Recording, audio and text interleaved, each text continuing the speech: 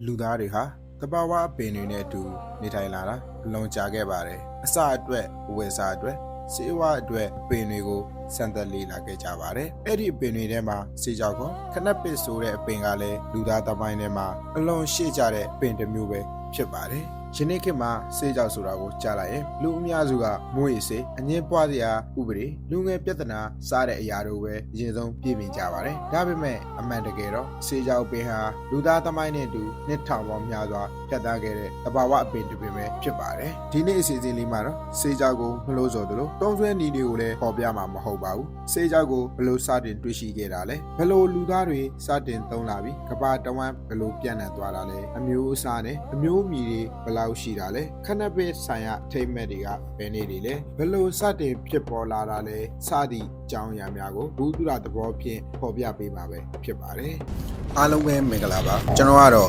Empire Trip တွေက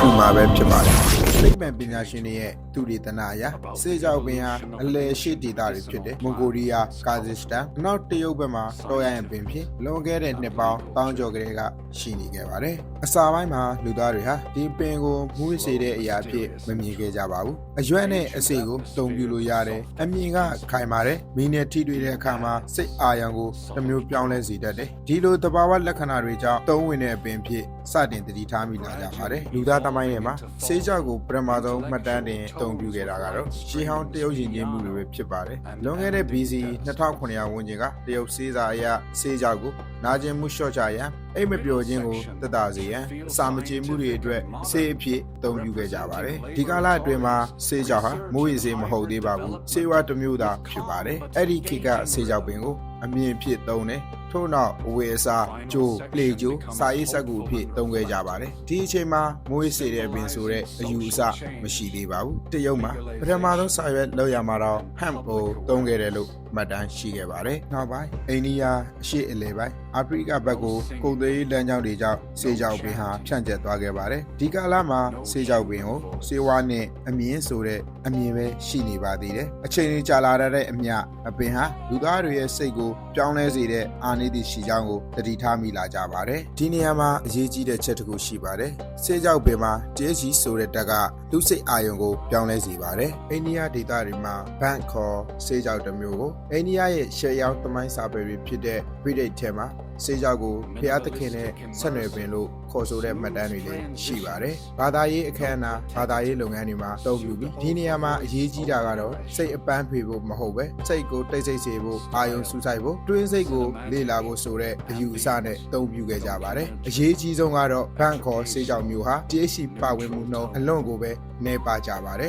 ။အီရန်အာဖဂန်နစ္စတန်ဒေသတွေမှာစေကြောက်ကိုဟက်ရှိပြည့်ပြောင်းလဲအသုံးပြုလာပါတယ်။စိတ်အာယုံပြောင်းလဲမှုစိတ်တည်ငြိမ်မှုအတွက်အသုံးပြုခဲ့ကြပါတယ်ဒီဒေသကနေစေကြောက်ဟာအာဖရိကဥရောပဘက်ကိုပြန်သွားခဲ့ပါတယ်အာဖရိကမှာတော့စေကြောက်ကိုစေအဖြစ်နာကျင်မှုသက်သာစေဖို့အသုံးပြုခဲ့ပါတယ်ဒေသအလိုက်အသုံးပြုတဲ့ပုံစံတွေဟာမတူကြပါဘူးတချို့နေရာမှာစေအဖြစ်တချို့နေရာမှာအမြင်အတွက်တချို့နေရာမှာရည်ကြည်မှုအစိပ်ပိုင်းအဖြစ်အသုံးပြုခဲ့ကြပါတယ်ကမ္ဘာအနှံ့ပြန့်နှံ့သွားတဲ့အခါရာသီဥတုမျိုးစားအနေအမြင့်ပန်းဝန်းကျင်မတူညီတာကြောင့်စေကြောက်ပင်ဟာတဘာဝအလိုက်မျိုးကွဲလာပါတယ်။နောက်ပိုင်းမှာအဓိကမျိုးအသုံးမျိုးကိုသတ်မှတ်လာကြပါတယ်။1600 1900ခုနှစ်တွေမှာစေကြောက်ကိုဟန့်အဖြစ်သာအမေရိကန်မှာစိုက်ပျိုးခဲ့ပါတယ်။အဲဒီ1900 1800ကိုလိုနီခေတ်အတွင်းဥရောပနိုင်ငံတွေကစေကြောက်ကိုစေအဖြစ်နဲ့ယူဆောင်သွားပါတယ်။19ရာစုမှာအင်္ဂလန်အမေရိကန်စေးဆိုင်တွေပါတော့ခနက်ပစ်တင်ချာကိုတရားဝင်ရောင်းခဲ့ပါတယ်ဒီအချိန်ထိစေးအဖြစ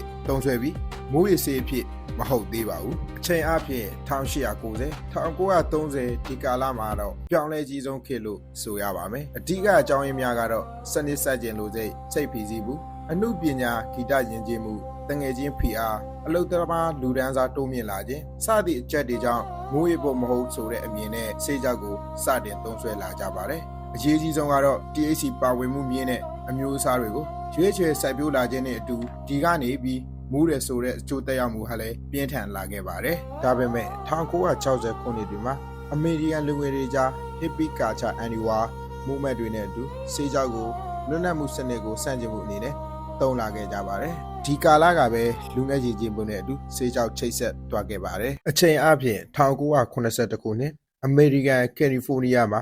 ကျောင်းသားတစုက နေ့လည်4 နာရီမိနစ်20မှာတွေ့ဆုံပြီးစေးကြောက်တောက်ကနေဖိုးတွန့်နေဆိုတဲ့စကားလုံးဟာလည်းပေါ်ပေါက်လာခဲ့ပါတယ်။နောက်ပိုင်းဒီချိန်ဟာစေးကြောက်ရည်ရည်မှုရဲ့သင်္ကေတတစ်ခုဖြစ်လာပြီးဧပြီလ20ရက်နေ့ကိုဖိုးတွန့်ပြီးစေးကြောက်နေအဖြစ်လူသိများလာခဲ့ပါတယ်။အမေရိကန်မှာတော့စေးကြောက်ဟာအချိန်တော်ကြာတရားမဝင်ဖြစ်နေခဲ့ပေမဲ့မြောက်ဘက်မှာရှိတဲ့ကနေဒါနိုင်ငံကတော့လုံးဝမတူတဲ့လမ်းကိုရွေးချယ်ခဲ့ပါတယ်။20ရာစုအစောပိုင်းကိုရောက်လာတဲ့အခါကမ္ဘာအနှံ့မှာမိုးရေစံကြီးတွေလှုပ်ရှားမှုတွေစတင်ပြင်းထန်လာခဲ့ပါတယ်။အမေရိကန်နဲ့ဗြိတိန်တို့ရဲ့မီဒီယာနိုင်ငံရေးအမြင်တွေကကနေဒါကိုလည်းအကျိုးသက်ရောက်လာခဲ့ပါတယ်။ဒီလိုနဲ့1923ခုနှစ်မှာကနေဒါအစိုးရကစေးကြောက်ကိုမိုးရေစရင်နဲ့တိတ်တဆိတ်ထည့်သွင်းလိုက်ပါတယ်။အံ့ဩစရာကတော့အဲ့ဒီအချိန်မှာလူအများစုကစေးကြောက်ကိုဘာလဲဆိုတာတော့မသိသေးတာပါ1960 1980ခုနှစ်တွေမှာကမ္ဘာတဝန်းလူငယ်ယဉ်ကျေးမှုပြောင်းလဲလာမှုနဲ့အတူ1982ခုနှစ်တွင်ဒီယဉ်ကျေးမှုတွေကပဲအမေရိကန်ကနေတဆင့်ကနေဒါကိုဝင်ရောက်လာခဲ့ပါတယ်ဒီကာလမှာကနေဒါလူငယ်တွေကြားစေးကြောက်ဟာမိုးရေတစ်မျိုးထက်လွတ်လပ်မှုကိုကိုစားပြုတဲ့သင်္ကေတလိုဖြစ်လာခဲ့ပါတယ်1980 1990ကာလမှာစေးကြောက်ကိုတားမြစ်ထားပေမဲ့လည်းသုံးစွဲသူတွေကတော့မလျော်ပါလာခဲ့ပါဘူးဖန်ဆီးမှုတွေတရားရုံးမှုတွေလူမှုရေးပြဿနာတွေများလာခဲ့ပြီးလူမှုအမြင်ဟာလည်းနှစ်ဖက်ကွဲလာခဲ့ပါတယ်2001ခုနှစ်မှာကနေဒါအစိုးရကစေးကြောက်ကိုစေးဖြစ်ပြန်လည်ခွင့်ပြုလိုက်ပါတယ်ဒီဆုံးဖြတ်ချက်ကလူမှုအမြင်ကိုအကြီးအကျယ်ပြောင်းလဲစေခဲ့ပါတယ်လူတွေကအန်ရယ်လည်းမဟုတ်ဘူးစေးပညာဘက်မှာလည်းတန်ဖိုးရှိနိုင်တယ်လို့စဉ်းစားလာကြပါတယ်အောက်တိုဘာလ18ရက်နေ့2018ဒီနေ့ဟာကနေဒါသမိုင်းမှာအရေးကြီးတဲ့နေ့ပါပဲဒီကိန်းလေးကစပြီးစေးကြောက်ကိုလူကြီးများအတွက်အပြည့်အဝတရားဝင်ခွင့်ပြုလိုက်ပါတယ်ဒါဟာတားမြစ်ခဲ့တဲ့နိုင်ငံကနေစနစ်တကျထိန်းချုပ်တဲ့နိုင်ငံအဖြစ်ကနေဒါကိုပြောင်းလဲစေခဲ့တဲ့အချို့အကွေပဲဖြစ်ပါတယ်စေးကြောက်ပင်ဟာလူသားသမိုင်းတစ်လျှောက်ချိန်ကြာရှည်အသုံးပြုရခဲ့တဲ့ပင်ဖြစ်ပေမဲ့ပင်တစ်မျိုးတည်းလိုပဲထင်ရပေမဲ့အမှန်မှာတော့သဘာဝအလိုက်ရေမြေရာသီဥတုမတူညီမှုကြောင့်မျိုးကွဲကြီး၃ခုအဖြစ်ကွဲပြားနေပါတယ်ခနက်ပစ်စတီပါခနက်ပစ်အင်ဒီကာခနက်ပစ်ရီဒိုလာလစ်တို့ပဲဖြစ်ပါတယ်ခနက်ပစ်စတီပါကအပူပိုင်းဒေသမွေးဖွားတဲ့မျိုးဖြစ်တဲ့အတွက်အရှေ့တောင်အာရှအိန္ဒိယထိုင်းကမ္ဘောဒီးယားမြန်မာဒေသအချို့တွေမှာပေါက်ရောက်ကြပြီးကြီးထွားနေုံနဲ့ကြာမြင့်ကြပါတယ်ကြီးထွားမှုကြာမြင့်မှုနဲ့အတူ flower style လည်းကြာသလိုပင်မြင့်ကလည်းရှည်ပြီးရှည်လျားသေးတဲ့အရက်တွေလည်းရှိပါတယ်တက်ရောက်မှုတွေကတော့စိတ်ကိုနိုးကြားစေတယ်စဉ်းစားနိုင်စွမ်းတွေတိုးစေတယ်ဖန်တီးနိုင်စွမ်းတွေမြင့်တက်စေတယ်စသည့်အချက်များကြောင့်ပဲစိတ်ပိုင်းဆိုင်ရာစေဖြစ်နေအလုံးလုံးနိုင်စွမ်းတိုးမြင့်ရန်အတွက်အသုံးပြုခဲ့ကြပါတယ်ခနက်ပင်အင်ဒီကာကအေးမြဒေသမွေးဖွားတဲ့မျိုးဖြစ်တဲ့အတွက်အာဖရိကန်နစ္စတန်နဲ့ပါကစ္စတန်တောင်တန်းဒေသတွေမှာပေါက်ရောက်ပြီးအေးမြတဲ့ရာသီဥတုကြောင့်အပင်တွေဟာအမြင်မကြီးပဲအရွက်ထူ rich အလွန်များပြီးပန်းပွင့်ချိန်လည်းတိုပါတယ် flower တိုင်းလည်းလွယ်ကူပါတယ်တက်ရောက်မှုတွေကတော့ကိုလေးလံစေတယ်အနားယူခြင်းနဲ့အိတ်ချင်နဲ့စတဲ့အချက်တွေကြောင့်နာကျင်မှုတက်တာစေခြင်းအိတ်မပျော်မှုနဲ့ကိုခန္ဓာပင်ပန်းတွဲနေမှုတို့အတွက်အင်ဒီကာကိုတော့လူတွေကစိတ်ကိုတက်စေဝဲမဟုတ်ပဲကိုအနားယူစေဖို့စေအဖြစ်ပုံမအသုံးပြုလာခဲ့ကြပါတယ်ခဏပစ်ရီဒိုလာလစ်ကတော့အရှမ်းထူးကြတဲ့မျိုးဖြစ်ပြီးမူလနေရာတွေဖြစ်တဲ့ရုရှားဆိုဗီယက်ဟောင်းဒေသတွေအရှေ့ဥရောပမှာပေါက်ရောက်ပြီးအပင်ကလည်းအရွက်သေးတယ်အမြင့်သိမ့်မတက်တဲ့သဘာဝအားဖြင့်လည်းပန်းအလိုလောက်ဖို့ပွင့်နိုင်ကြပါတယ်တက်ရောက်မှုကတော့ THC အလွန်နေပြီးမျိုးရတက်ရောက်မှုလည်းအနည်းဆုံးဖြစ်ပါတယ်အရေးပါမှုကတော့ auto flowering gene အနေအလင်းရောင်မလို့ပဲဖို့ပွင့်နိုင်တာပါဒါကြောင့် Rhodolaris ကိုမွေးဖို့အတွက်မဟုတ်ပဲနောက်ပိုင်းမှာသိပ္ပံပညာရှင်တွေကမျိုးဆက်ဖို့အတွက်အတိကအသုံးပြုလာခဲ့ကြပါတယ်ဒီလိုနဲ့ပဲသဘာဝအလိုက်မျိုးကွဲကြီး၃ခုရဲ့အာသာချက်နဲ့အာနာချက်တွေကိုလူသားတွေဟာပုံမလာတယ်လာချိန်မှာမျိုးကွဲတစ်ခုတည်းမဟုတ်ပဲအားလုံးကိုပေါင်းဆက်ခြင်းတဲ့အဆင့်အထိကိုရောက်ရှိလာခဲ့ပါတယ်လူသားတွေဟာမတိမတာနဲ့တက်ရောက်မှုပိုတိတာတဲ့အပင်အနှံကောင်းတဲ့အပင်စေအကျိုးကောင်းတဲ့အပင်ကိုသာရွေးချယ်အသုံးပြုလာခဲ့ကြပါတယ်ခုလည်းရွေးချယ်မှုတွေပြုတ်လူလာခြင်းကြောင့်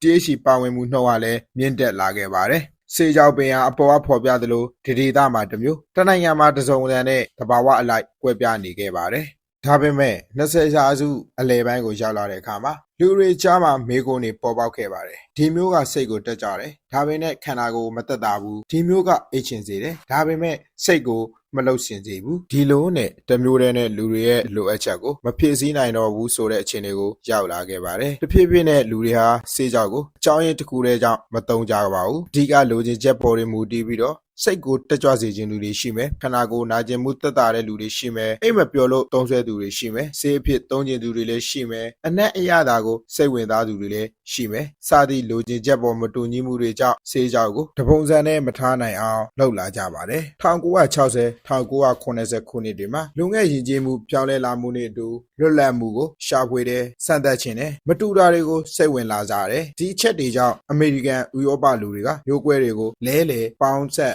စံသက်ဖို့တွန်းအားတွေဖြစ်လာခဲ့ပါတယ်ဒီအဆင့်ကတယောက်တည်းမဟုတ်ပဲလူအများစုစုပေါင်းဆက်သက်လာတဲ့အဆင့်ပဲဖြစ်ပါတယ်အစောပိုင်းစံသက်မှုတွေကတွေ့ကြုံအခြေခံပဲဖြစ်ပါတယ်ဒါပေမဲ့နောက်ပိုင်းမှာသိပ္ပံပညာရှင်တွေကဘာကြောင့်တက်ရောက်မှုမတူတာလဲဘာကြောင့်အနံကွဲလဲဘာကြောင့်အချိန်ကြာမှုမတူတာလဲစသည်ဆိုတာကိုသိပ္ပံနည်းနဲ့စတင်လေ့လာကြရပါတယ်ဒီအချိန်မှာ THC CBD လို့ခေါ်တဲ့ပစ္စည်းတွေကိုခွဲခြားသိရှိလာပြီးလိုချင်တဲ့တက်ရောက်မှုကိုရည်ရွယ်ရှိဖန်တီးနိုင်တယ်ဆိုတာကိုနားလည်လာခဲ့ကြပါတယ်ဒီလိုနားလည်လာတဲ့အခါလူတွေကဒီမျိုးရဲ့အာသာချက်ပုံမျိုးရဲ့အာသာချက်ကိုတခါတည်းရကျင်လာပါတယ်ဥပမာစိတ်တက်ကြမှုခန္ဓာကိုယ်တက်တာမှုစေအကျိုးမွေးတက်ရောက်မှုလည်းနေရမယ်ဒါဒီဥဒုလိုက်ရောက်မှုညီထွေးမှုလည်းရှိရမယ်ဒီလိုလိုအပ်ချက်တွေကြောင့် hybrid ဆိုတဲ့အယူဆအသစ်တွေပေါ်ပေါက်လာခဲ့ပါတယ် hybrid ပေါ်ပေါက်လာပြီးတဲ့နောက်မှာ grower သိပ္ပံပညာရှင်စေပညာဘက်စီးပွားရေးဘက်အားလုံးဟာလည်းကိုလိုအပ်ချက်အလိုက် hybrid မျိုးပွားတွေကိုထပ်ပြောင်းမှုတွေလုပ်လာခဲ့ကြပါတယ်ဒီလိုနဲ့ hybrid strain ထောင်ချီပြီးပေါ်ပေါက်လာခဲ့ပါတယ်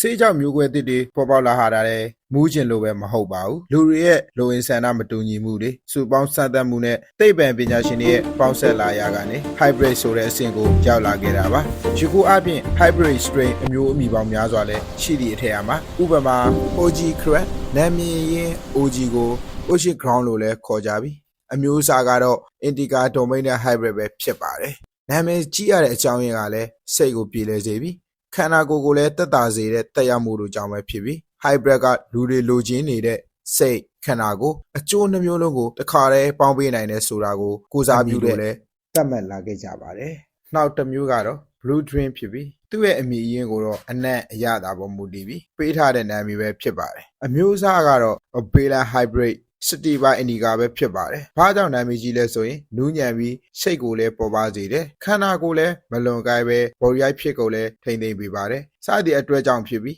hybrid ဟာအလက်လိုချင်သူတွေအတွက်ပေါ်ပေါက်လာတဲ့ဆိုတာကိုလည်းပြသနေပါတယ်။ hybrid strain ကလူတွေပါလိုချင်တယ်ဘယ်လိုခံစားမှုမျိုးရခြင်းတဲ့ပုံမူတည်ပြီးအမျိုးအမည်ပေါင်းများစွာပေါ်ထွန်းနေစေဖြစ်ပါတယ်။ယနေ့မှာတော့စေကြောင်ဟာစေပညာစီးပွားရေးယဉ်ကျေးမှုဣဗရီအားလုံးနဲ့ဆက်ဆက်နေတဲ့အကြောင်းအရာတစ်ခုဖြစ်လာခဲ့ပါပြီ။ဒါပေမဲ့ဒီဘရိုရဲ့ရည်ရွယ်ချက်ကသုံးဖို့တိုက်တွန်းခြင်းလည်းမဟုတ်ပါဘူး။မသုံးဖို့အမိန့်ပေးခြင်းလည်းမဟုတ်ပါဘူး။ရည်ရွယ်ချက်ကတော့ဆေးကြောက်ဆိုတဲ့အရာကိုအယူအဆတစ်ပတ်တည်းနဲ့မကြည့်ပဲသမိုင်းသိပ္ပံစေပညာလူမှုရေးအမြင်တွေကနေနားလည်လာအောင်မျှဝေပေးခြင်းသာဖြစ်ပါတယ်။သုံးသင့်မသုံးသင့်ဆိုတဲ့ဆုံးဖြတ်ချက်ကလည်းဥပဒေကျန်းမာရေးနဲ့ကိုယ်ပွားတာဝန်ကိုအခြေခံပြီးတူဦးချင်းစီမှာပဲကိုယ်ပိုင် As you can see on the screen, the DNA structure in plant cells. Chloroplasts here play a key role in energy conversion. channel ကို like လုပ်ပြီး subscribe လုပ်ထားဖို့မမေ့ပါနဲ့နော်ခုလိုဆုံးထိကြည့်ရှုနားထောင်ပေးတဲ့အတွက်လည်းကျေးဇူးအများကြီးတင်ပါတယ်ခင်ဗျာ